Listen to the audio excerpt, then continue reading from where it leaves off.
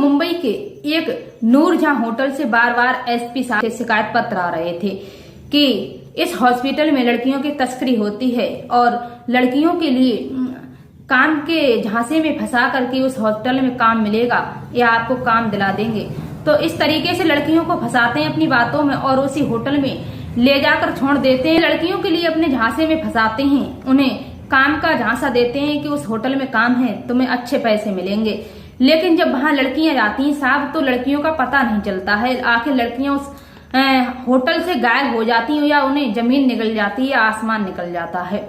ऐसे पत्र बार बार शिकायतें आ रही थी एसपी साहब के यहाँ कि आज हमारी बेटी गायब हो गई है, उस होटल में काम करने गई थी और आज तक लौट के नहीं आई है। अब ये शिकायतें सुन सुनकर एसपी साहब बहुत ही ज्यादा परेशान हो चुके थे। फिर वह जो नूरजहां होटल था उस होटल में एक मुस्लिम का भेष बनाते हैं, बिल्कुल मुस्लिम वाले कपड़े पहनते हैं और उसी होटल में जाकर इंक्वायरी करने पहुंच जाते हैं। लेकिन जब वह मुस्लिम का वेशभूषा धरते हैं तब वहां के जो मैनेजर था उससे काम मांगते हैं और वह 3-4 महीने तक बर्तन झाड़ू पोछा का काम करने लग जाते हैं वहां की इंक्वायरी करने के लिए। अब जैसे ही उन्हें उस होटल का राज पता चलता है, उस होटल का राज का पर्दाफाश करते हैं, तब वहां के होटल में ऐसा कोहराम मच जाता है, ऐसी ही भगदड़ मच जाती है कि सुनने वाले के भी रोंगटे खड़े हो जाते हैं। तो आइए दोस्तों विस्तार से इस कहानी को वो जानते हैं कि आखिर उस होटल में लड़कियों के साथ होता क्या था। इसीलिए मेरी कहानी के अंत तक अवश्य बने रहें। नमस्कार दोस्तों, मेरा नाम है माधुरी राजपूत। आप सभी दर्शकों का मेरे इस नए एपिसोड में बहुत बहुत स्वागत है। दरअसल मुंबई में एक नए एसपी आए हुए थे और फिर से उसी होटल की शिकायत आने लगे थे, शिकायत पत्र आने लगे थे, क्योंकि एक व्यक्ति रहने वाला था वहीं का जो गरीब व्यक्ति था वो आर्थिक स्थिति में बहुत ही ज्यादा परेशान था। तो उसकी लड़की जो थी वह जवान थी, 18-19 साल की थी। तो वह काम के लिए इधर से उधर भाग रही थी। लेकिन जो नूरजहां होटल था उसके जो इधर उधर महिलाएं लगी हुई थी, लड़के लगे हुए थे, तब जो मुमताज नाम की एक लड़की होती है, एक महिला होती है, उस लड़की से मिलती है। तब वह उसे एक कार्ड दे जाती है कि मैं तुम्हें उस होटल में काम दिला दूंगी और तुम्हें अच्छी सैलरी मिलेगी, अच्छे पैसे मिलेंगे, जिससे तुम्हारे माँ बाप की आर्थिक स्थिति भी ठीक हो जाएगी। फिर वह लड़की जो होती है वो कार्ड लेकर घर आती है और अपने माता पिता से कहती है कि मम्मी पापा हमें काम मिल गया है इस होटल में, बताया कि अच्छा सैलरी मिलती है, अच्छा काम है और कोई काम करना भी ज्यादा नहीं पड़ेगा। फिर वह अपने घर वालों को वह कार्ड दे देती है और उसी होटल में पहुंच जाती है। लेकिन 5-6 दिन हो जाते हैं, ना ही कोई खबर मिलती है उस लड़की की और ना ही कोई कॉल आती है। फिर माँ बाप बहुत ही ज्यादा परेशान हो जाते हैं। फिर वो एसपी साहब के यहाँ शिकायत पत्र लेकर जाते हैं। तब एसपी साहब कहते हैं कि आखिर तुम एक बात बताओ, तुम्हारी जो लड़की है उसका कोई यार दोस्त तो नहीं है, कोई फ्रेंड के घर चली गई हो? तब जो माँ बाप बताते हैं कि मेरी बेटी का कोई यार दोस्त नहीं है, मेरी लड़की ऐसी नहीं है, बहुत अच्छी है। फिर उस होटल का जब नाम सुनते हैं वह पूछते हैं, तब वह जो उसके माता पिता थे वह वो कार्ड दिखाते हैं कि साहब हमारे लिए एक कार्ड देकर गई है हमारी बेटी और इसी होटल में काम करने के लिए गई है। फिर एसपी साहब जो वहां नया ट्रांसफर हुआ था वो देखते हैं तो वो कार्ड देखकर बिल्कुल हिचक जाते हैं, कहते हैं कि इसकी शिकायत पुरानी भी आई हुई बहुत है और मेरे पास भी जब से मैं आया हूं तब से मेरे पास कई शिकायत पत्र आ चुके हैं कि आज मेरी बेटी उस होटल में काम करने गई है और वहां से कोई अता पता नहीं चला, कि आज मेरी बेटी उस होटल में काम करने गई है, मेरी बेटी का कोई अता पता नहीं चला। फिर एसपी साहब जो होते हैं उनकी एप्लीकेशन लिखवा लेते हैं और वही कार्ड ले लेते हैं और उसी कार्ड के जरिए से उस होटल तक पहुंचने का विचार बना लेते हैं। वह सोचते हैं कि आखिर ये बताओ इस होटल में लड़कियों के साथ होता क्या है, लड़कियां आखिर उस होटल में जाती हैं फिर वापस नहीं आती हैं तो चली कहाँ जाती हैं, उन्हें आसमान निकल जाता है या फिर जमीन खा जाती है, आखिर लड़कियों के साथ में होता क्या है? क्या उस होटल में लड़कियों की तस्करी होती है, उनके साथ देह व्यापार किया जाता है? ये विचार सारे एसपी साहब बना लेते हैं। फिर वह विचार बनाते हैं कि नूरजहां होटल है तो मुझे उस होटल में मुस्लिम ही बनकर जाना चाहिए अगर उसका राज खोलना है तो। फिर एसपी साहब जो होते हैं वह अपना सापा बांध लेते हैं, अपने मूड पर एक टोपी लगा लेते हैं मुसलमानी और मुसलमान एक कपड़े पहन लेते हैं।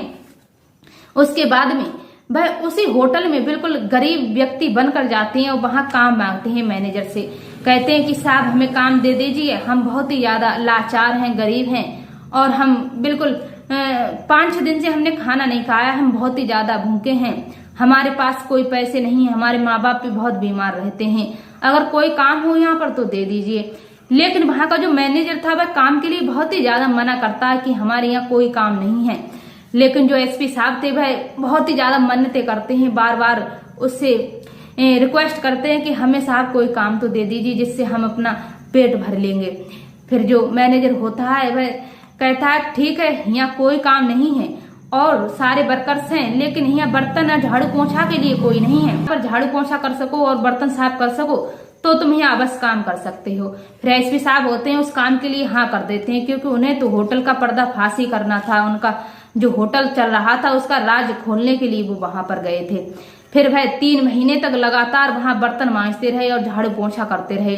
फिर वह जो गुप्त रूम होते हैं, झाड़ू पोछा करते करते वह जब इंक्वायरी करने गए थे तब कभी किसी से पूछते थे कि यहाँ पर कौन सा रूम साफ होना है, किसमें पोछा लगना है, किसमें झाड़ू लगनी है और किधर क्या क्या है। फिर एक दिन एसपी साहब जो थे, जिनका नाम था मोहन सिंह एसपी साहब जो थे, वह एक दिन झाड़ू लगाते लगाते जो 3rd फ्लोर था उस पर गैलरी में लगा रहे थे और वहां पर जो पीछे जो होटल का मैनेजर था अहमद सिंह, वो पीछे पीछे चल रहा था।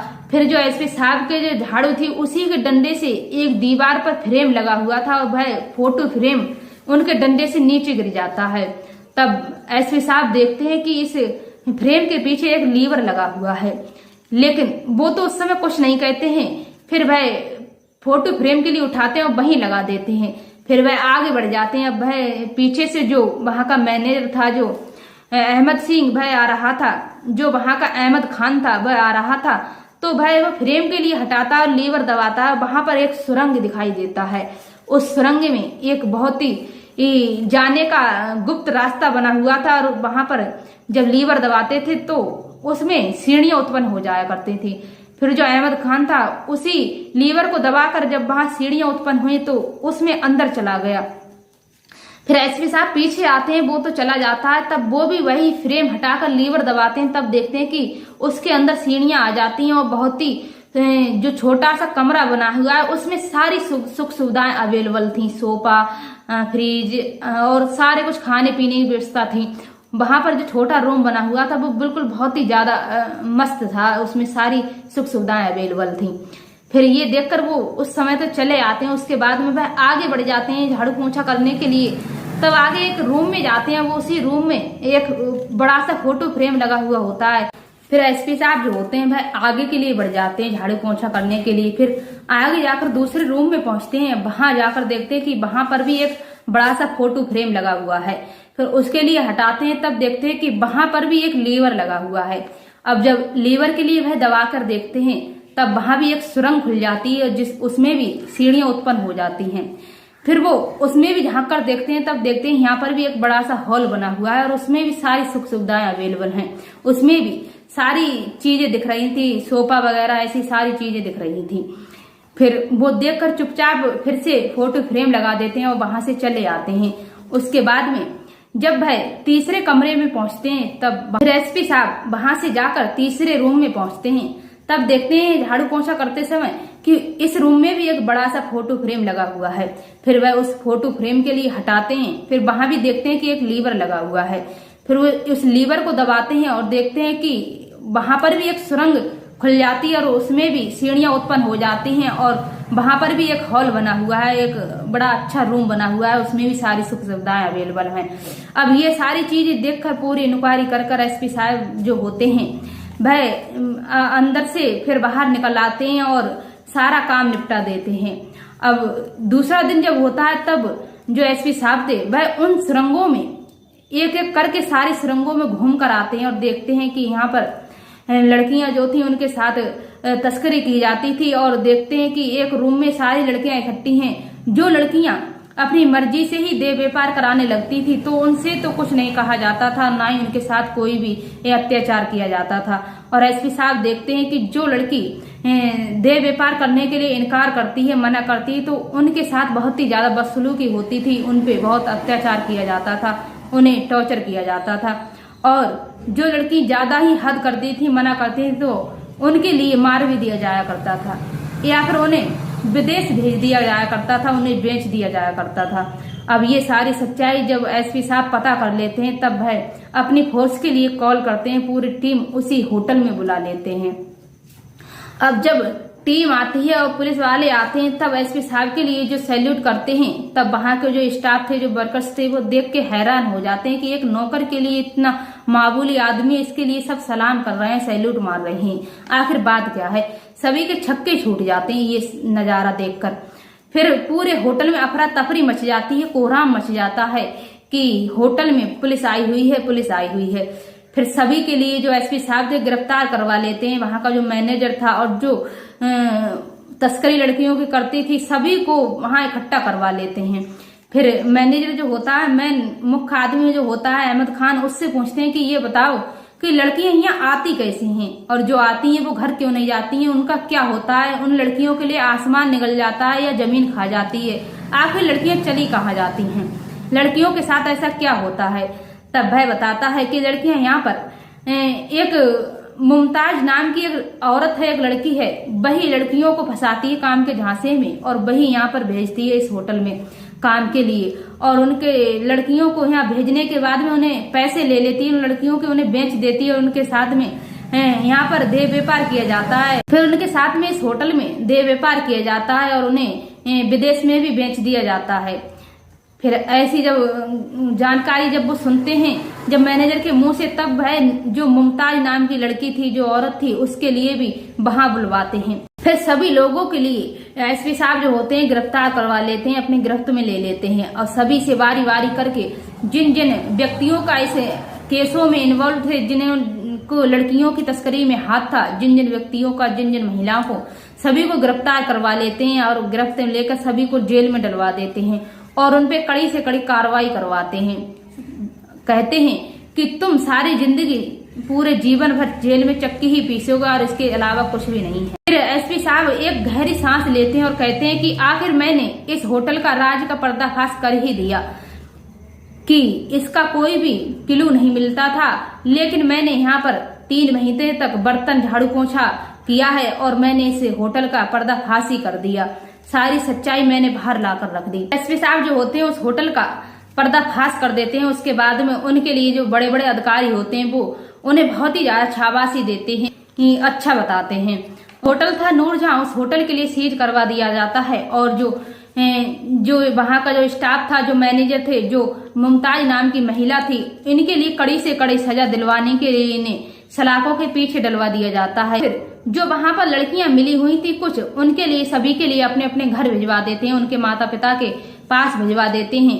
क्या दोस्तों, कमेंट में आप हमें अपनी राय अवश्य देना। जो एसपी साहब ने उस होटल का पर्दाफाश किया, वहां का जो राज खोला और जो अच्छा काम किया, वो सही किया या गलत किया एसपी साहब ने, तो आप अपनी राय हमें कमेंट में अवश्य देना। मेरी इस कहानी का मतलब किसी की भावनाओं को ठेस पहुंचाना नहीं है, न ही किसी का दिल दुखाना है। मेरी इस कहानी का मतलब है केवल आपको सतर्क करना, जागरूक करना, क्योंकि दोस्तों ऐसे बहुत ही कारनामे इस दुनिया में हो रहे हैं, इस समाज में ऐसे बहुत ही ज्यादा, ऐसे बड़े बड़े शहरों में ऐसे कारनामे होटलों में हो रहे हैं कि आप जब जानेंगे तो आपकी रूह कांप जाएगी। इसीलिए आप अपने घर परिवार पर स्टे सेफ रहें, मस्त रहें, खुश रहें अपने परिवार के साथ। मिलते हैं ऐसे ही किसी नेक्स्ट एपिसोड में किसी सच्ची घटना के साथ। तब तक के लिए नमस्कार।